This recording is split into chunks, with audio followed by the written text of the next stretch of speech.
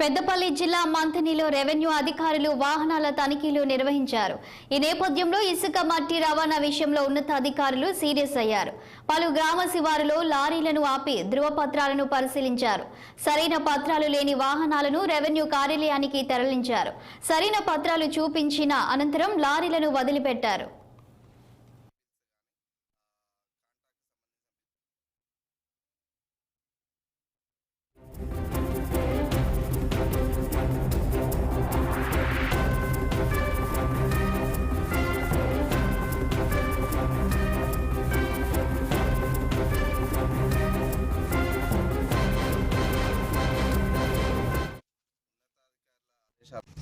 ఉన్నతాధికారుల ఆదేశాల మేరకు ఈరోజు మంతిని వద్ద సుమారు ఒక 30 వాహనాలను తనిఖీ చేయడం జరిగింది. ఇందులో భాగంగా అక్రమ ఇసుకను నియంత్రించడానికి గాను 30 వాహనాలు తనిఖీ చేయడం జరిగింది.